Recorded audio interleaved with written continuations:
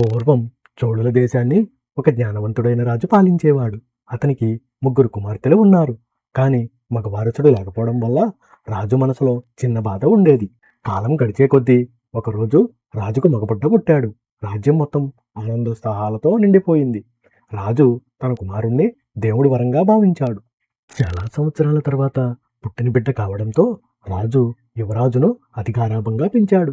అతడు ఏ తప్పు చేసినా ఎప్పుడూ మందలించేవాడు కాదు. ఆ గారాబం వల్ల యువరాజు పెంకిగా సోమరపోతుగా మారాడు. చదువుపై ఆసక్తి లేకుండా ఆటలతోనే కాలక్షేపం చేయడం అలవాటయ్యింది. విద్యాభ్యాసానికి పంపిన యువరాజు గురువుల మాట వినకుండా ఆటలాడి తిరిగి వచ్చేవాడు. చదువులో ఏమీ నేర్చుకోలేకపోయాడు. ఒకరోజు రాజుగారికి ఎవరో మాట్లాడే కోతిని కానుగ్గా ఇచ్చారు. ఆ కోతి తెలివిగా మాట్లాడేది, కానీ లోతైన ఆలోచన మాత్రం ఉండేది కాదు. రాజు ఆ కోతిని తన దగ్గర ఉంచుకోకుండా యువరాజుకు ఇచ్చాడు. యువరాజు ఎంతో ఆనందంతో కోతిని తన స్నేహితుడిగా చేసుకున్నాడు. ఆ రోజు నుండి యువరాజు కోతి ఇద్దరూ ఎప్పుడూ కలిసే ఉండేవారు. కలిసి ఆడుతూ పాడుతూ సమయం గడిపేవారు.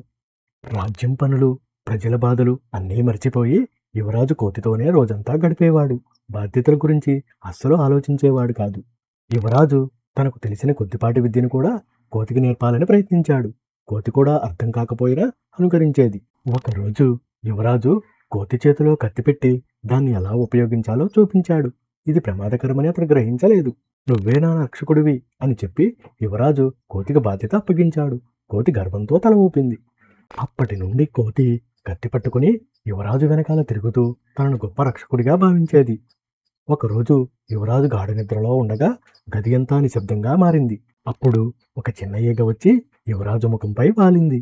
యువరాజు మాత్రం నిద్రలోనే ఉన్నాడు. కోతి ఈగను చూసి గట్టిగా అరుస్తూ దాన్ని తోలింది. యువరాజుకు మెలకువ వచ్చి కోతిని మందలించి మళ్లీ నిద్రపోయాడు. కొద్దిసేపటికి ఈగ మళ్లీ వచ్చి యువరాజు మోకాలిపై వాలింది. కోతికి ఏమి చెయ్యాలో తెలియక అయోమయంలో పడింది. అరిస్తే యువరాజు కోప్పడతాడని కోతి భయపడింది. తన చేతిలోని కత్తిని గట్టిగా పట్టుకుని ఆలోచించకుండా నిర్ణయం తీసుకుంది.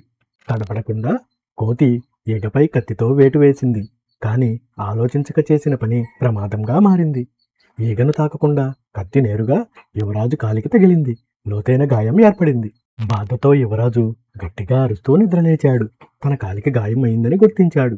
కోతి జరిగిన విషయాన్ని నిజాయితీగా చెప్పింది. తాను ఈగను కొట్టాలని ప్రయత్నించానని చెప్పింది. అప్పుడు యువరాజు తన తప్పు గ్రహించాడు. ఆలోచించని స్నేహం ఎంత ప్రమాదకరమో అర్థం చేసుకున్నాడు. మూర్ఖుడితో స్నేహం చేయడం వల్లే ఈ ప్రమాదం జరిగిందని యువరాజు బాధతో అనుకున్నాడు. అందుకే తెలివిలేని స్నేహం మనకు నష్టం చేస్తుంది. మంచి ఆలోచించే స్నేహితులనే ఎంచుకోవాలని ఈ కథ మనకు నేర్పుతుంది. ఇలాంటి మరిన్ని వీడియోస్ కోసం please like and subscribe my channel.